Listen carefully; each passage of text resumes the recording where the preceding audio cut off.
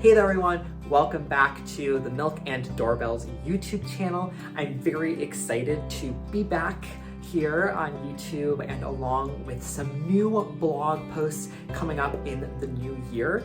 Today's topic is an interesting intersection between exercise and disability, which isn't something I've readily thought about until recently, especially this year. So let's dive in.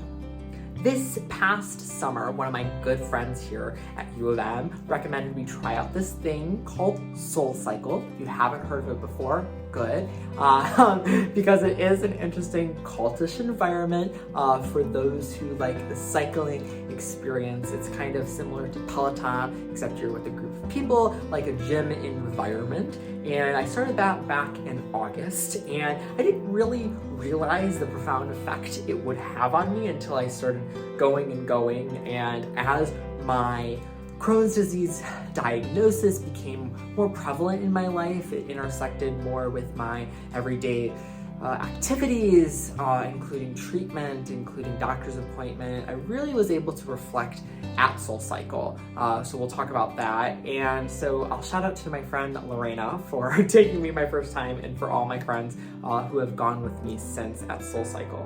I am wearing my SoulCycle Pride crew neck, and then I also have my SoulCycle shoes there. Thank you to the SoulCycle Black Friday sale, which made all of this possible. I'll speak to my experience of going to a gym here at the university, which there were few experiences. I did not enjoy going to the gym. It was a very masculine, very mechanical environment. You were going there basically to show off that you could go to the gym, and I was not about that life.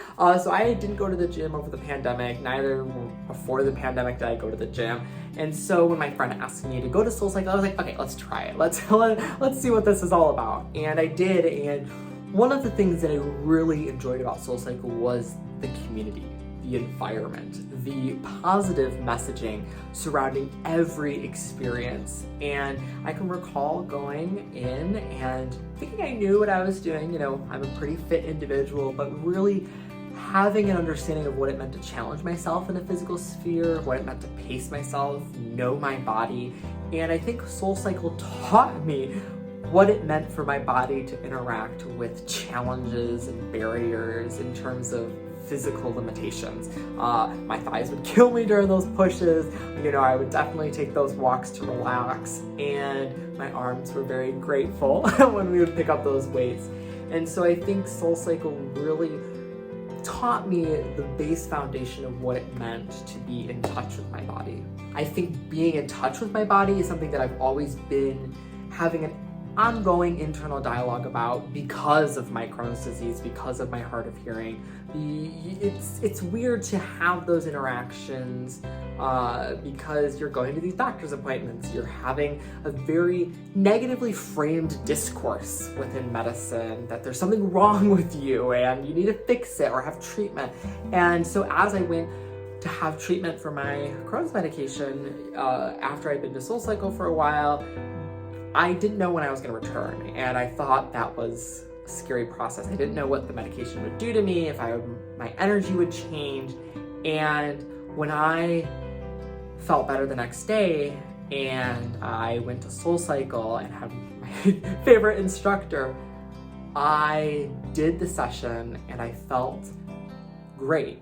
And it was kind of this overwhelming emotion and feeling to say I did a very difficult thing, which is, you know, go to the hospital, get treatment, and then went to SoulCycle, did a ride, and just felt so great and supported by everyone around. And so it was a very emotional experience, to say the least. Now, I am kind of crazy when I go to SoulCycle because I like my mornings. So Rise and Rihanna, 7 a.m. classes, Wednesday and Friday. I think I enjoy them because they just wake up my body, get the energy going for the day.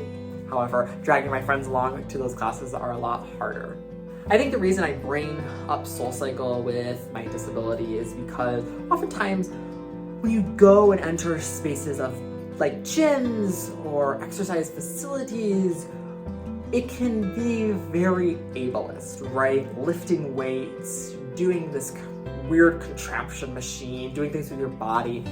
And for me, negotiating those boundaries with my Crohn's disease and hard of hearing, it was difficult because I didn't know how to do it, didn't have a trainer, or didn't have anything of that effect. And so going to SoulCycle, it was a regimented process of building community, but also, as I mentioned earlier, that internal dialogue. And so as we think about turning the wheel, increasing resistance, what that means for us, I was able to understand, okay, this is my limitation for today. I, had a treatment yesterday, or today my body's just not feeling it. And so I was able to give and pull, give and take with those different, requests in SoulCycle.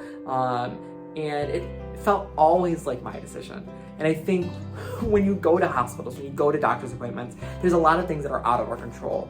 And so as I write in my first or second blog post months ago, talking about those spoons and the energy, what we choose and decide to do, I think understanding and reclaiming those was an important feature I learned at SoulCycle. Now, I do not encourage everyone to go out and just do SoulCycle.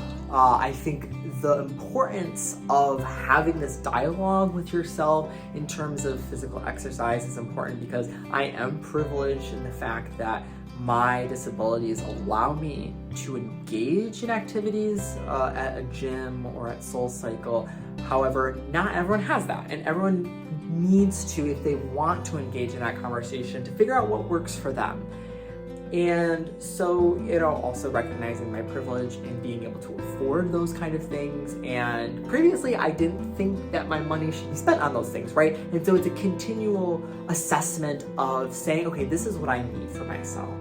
And so I want this conversation today for you to really think about, what am I doing for myself that recognizes the conversations I'm having with myself about the disabilities that I have? Because if you feel as if you're shying away from them and not allowing to have those conversations with yourself, it can eat away at you. And I think that's what happened for me a lot of the time. I was very insecure about going to the gym because of the different things going on with my body that I didn't feel was representative in a space that wasn't conducive to who I was. And so going to SoulCycle meant that I had a community that supported me, engaged with me in a positive manner, and it really emphasized the growth mindset that I have already. And so I think as I have this conversation with you about this internal dialogue about disability and exercises can be applied to many different things, but it's a conversation that you could possibly have. I don't say do this now, because I think, we talked about spoons and whatever your energy is, but when you have the time to sit down and have this conversation with yourself, thinking about what you need, what you want is super important in terms of everyday life. I think this video took a long time it didn't pop in my head the first time I went to SoulCycle. It took until, when I was getting treatment, till I tested my limits, where I really reflected on how this feature of my life really supported who I was as an individual. And so as you reflect, as we talked about previously in this internal dialogue, think about how your identities intersect at every path of your life. And that can be an overwhelming thing, and I'm not encouraging you to go through moral fatigue via this analysis of your identities, but my friend, the first friend who took me to SoulCycle, this is the conversation that we had about, our identities intersecting in different spaces. And so I thank her, thank you, Lorena, for that and inspiring this video. I'm excited to be back on the YouTube channel and back on the blog. I have missed writing, missed talking to you all. So hopefully in this new year, I can get on the camera more, get down with the keyboard and write some new material. But as always, thank you guys so much for watching. Check out the blog. Some new posts are going to be up there soon. Always like, subscribe. We're going to have some wonderful things looking ahead, so I really hope you can join us on that journey. As always, thank you guys so much, and Toodaloo.